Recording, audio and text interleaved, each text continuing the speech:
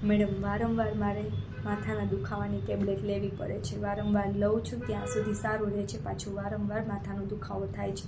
તો શા માટે આનું સોલ્યુશન નથી આવતું? એનું સોલ્યુશન જાણતા પહેલાં એના કારણો જાણીએ કે વારંવાર આવું શા માટે થાય છે. અમુક લોકોમાં પાચન નબળું હોય છે, જેના કારણે પિત્તવાયુ વધારે બનતું હોય છે, જેના કારણે માથાનો દુખાવો રહેવો, ગેસની તકલીફ રહેવી, ઉલટી થવી, આવી તકલીફ જોવા મળતી હોય છે. અમુક બહેનોમાં ડિલિવરી પછી હોર્મોનલ શિફ્ટ આવે, હોર્મોનલ ચેન્જીસ થતા હોય છે, જેના કારણે ડિપ્રેશન રહેવું, લો મૂડ રહેવું, માથાનો દુખાવો વારંવાર રહેવું, આવું પણ જોવા મળતું હોય છે. ત્રીજું એ કારણ હોઈ શકે કે અમુકમાં સર્વાઇકલ સ્ટીફનેસ એટલે ગરદનના ભાગે મસલ એટલે કે સ્નાયુનો ખેંચાવ વધારે રહેતો હોય છે, નસ દબાતી હોય છે, જેના કારણે પણ ચક્કર આવવા કે માથાનો દુખાવો આવું બધું તકલીફ રહેતી હોય છે.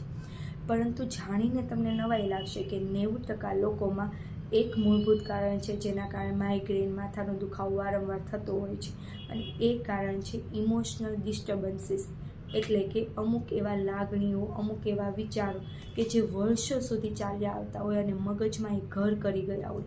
ભૂતકાળમાં અમુક એવી ઘટનાઓ બની હોય જેના કારણે અમુક એવો ગુસ્સો, અમુક એવું હર્ટ કે એવા વિચારો કે જે મગજમાંથી બહાર જ ન નીકળવું હોય, જેને હીલ થવાનો સમય જ નથી મળ્યો, એ વિચારો સતત શરૂ જ હોય.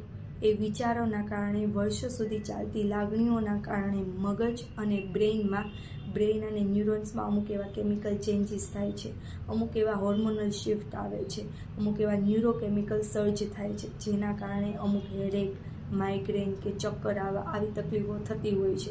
તો શા માટે આનું સોલ્યુશન નથી આવતું? જો આપણે આવી તકલીફોનું રૂટ કોઝ એટલે કે મૂળભૂત કારણ, આવી લાગણીઓ, ઇમોશનલ ડિસ્ટર્બન્સીસ જાણીને જો એનું નિદાન કે સારવાર કરીશું તો 100% આપણે એમને માઇગ્રેન કે માથાના દુખાવામાંથી બહાર લાવી શકીશું.